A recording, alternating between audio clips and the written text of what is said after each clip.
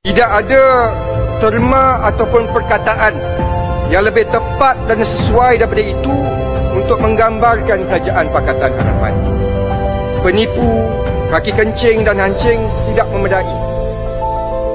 Kerajaan Pakatan Harapan adalah kerajaan munafik. Setulang ingin membuat rundingan agar layang-layang dirujuk ke Jawatan Kuasa Hak dan Kebebasan. Yang Mohd Speaker tahu tak kenapa majoriti rakyat menolak Pakatan Harapan? Ialah kerana hari ini rakyat sudah sedar dan tahu tentang tembelang Pakatan Harapan. Menabur janji bulan dan bintang malah cakrawala sebelum pilihan raya umum. Walaupun mengetahui bahawa janji-janji tersebut tidak mungkin dapat ditunaikan.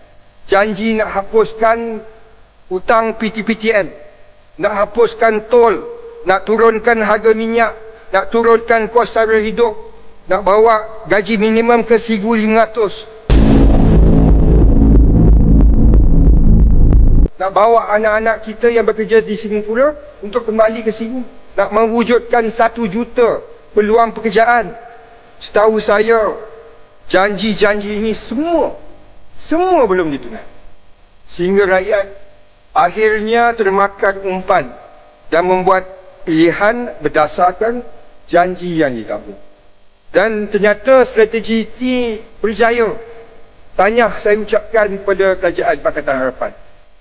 Mas Selamat menghalalkan cara kan?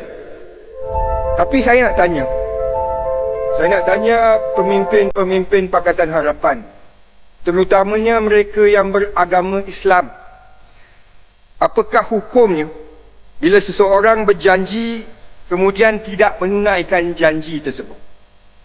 Itu ciri-ciri manusia jenis apa ya? Saya yakin tidak ada sebarang agama di dunia ini yang menghalalkan mana-mana penganutnya untuk memungkiri janji. Dalam Islam, sebagai orang Islam, saya dididik bahawa orang yang tidak menunaikan janji dipanggil munafik. Tidak ada terma ataupun perkataan yang lebih tepat dan sesuai daripada itu untuk menggambarkan Kerajaan Pakatan Harapan.